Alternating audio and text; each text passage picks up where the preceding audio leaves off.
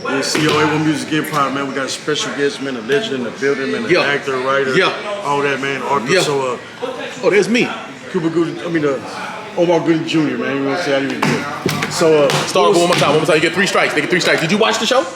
I watched the show. Okay. You didn't see the bit about Omar Gooding Jr.? We didn't talk about that? Yeah. We talked about this. We got it. If we gonna have no more nigga, just hit it one more time. Nigga, what the fuck? So, Los Angeles, born and raised. Born and raised, yep.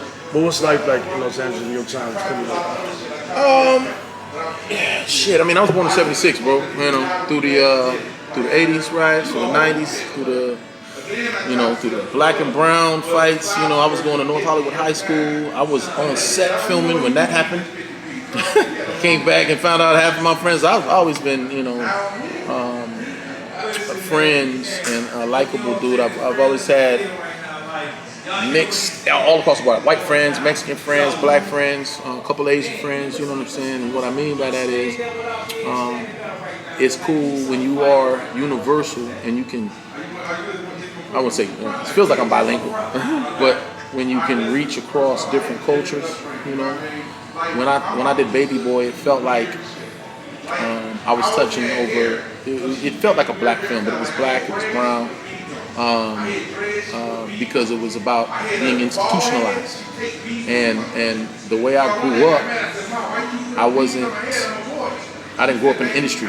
You know, people like, oh, you know, this guy and an A-lister, and you work with the guys. Like, yeah, but I don't hang with those motherfuckers. I don't know if they can fight. You know what I'm saying? When I'm out in the streets, if some shit go down, I want to make sure a nigga got my back. You know what I mean? So I just had those type of people around me always, and I had the right ones because you didn't see me on TMZ.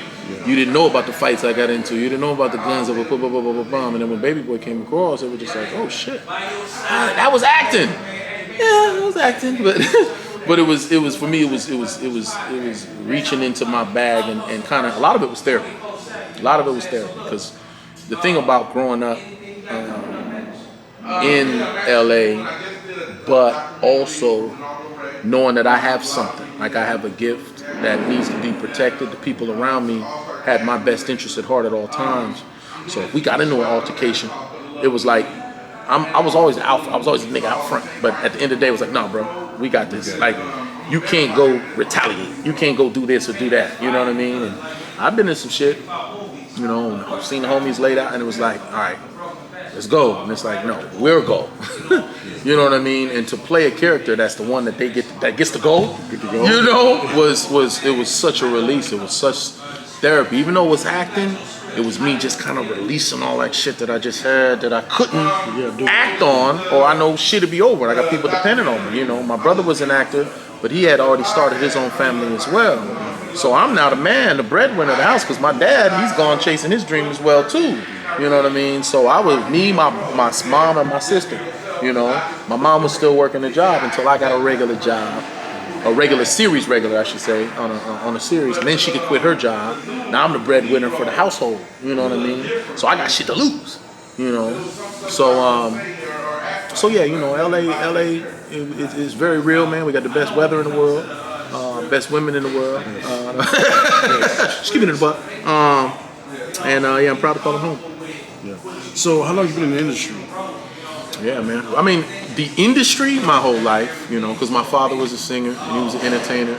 And what that meant to us is, my mother too. My mother, both of them were recording artists in the 70s. I was born in 76. They were recording before they had me. And that meant we had a musical household. You know, a lot of singing. Before I knew what singing meant, we were singing and you know, like what it really meant, like to write songs. That's why I do music. I rap. I sing a little bit, do a little bit of everything, because it was like in the womb. You know what I'm saying? I'm coming out. And, you know, my mom always said, "You were before your time. How do you know that song?" Yeah, you was probably singing it while I was in your belly or whatever the case was. So music has always been in me. And then, you know, to have two singers have children that were both actors, people were like, how is that? Well, singing was different back in the day. It was like what they call vaudeville. It was you act out everything, you know, and stage presence and instruments, more yeah, all of that, everything. It was more intense. When they were singers on stage, they were performers.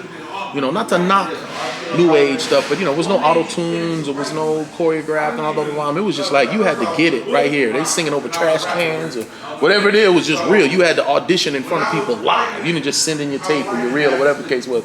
You had to sound good in this room. This is acoustics here. You had to beatbox or you had to sing or whatever. But you know what I mean. So that's what's in the blood. So to me, as far as acting was concerned, it's just it was in us. So it was a no-brainer. So, and the comedian part, how did you just transition that from acting? Now that's fun, man. Just stand-up comedy is a dream. It's something that I would do in the car, in traffic, LA traffic. I would just do routines in my head.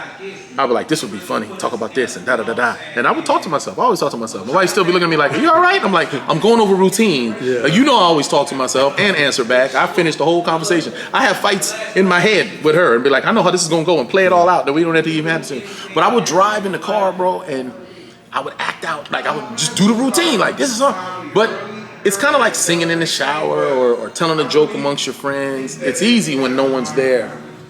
But getting in front of an actual crowd was a whole different beast. It is. So whenever you give me a mic, before I actually did real stand-up, and I say real stand-up, before I did stand-up, I would get hints that I was good. It's kind of like that 8 Mile movie that Eminem did, where he was good around his friends, and then he'd get on stage, or he'd get certain parts, he'd blah, blah, blah, but then he kind of had that freeze. I never really had one of those freeze moments, but I felt it. When I first started doing stand-up, I remember getting up there, and I have all this stuff planned, and then I look in the crowd, and then just kind of go blank, and go, oh, shit.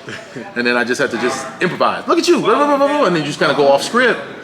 But I started gradually. What I did is I had a comedy room where I wasn't even the host. I was a presenter, which is a lane that I made by myself. You remember when, well, actually, who started it, but he did it backwards. That's why I say it's a lane by myself. Russell Simmons' Def Comedy Jam, right? Russell Simmons had Def Comedy Jam, and he would come out at the end, and all he would say is, thank y'all for coming, God bless, good night. He never changed the script, right? His name is on the front. He would come at the end, say goodbye, and go, right?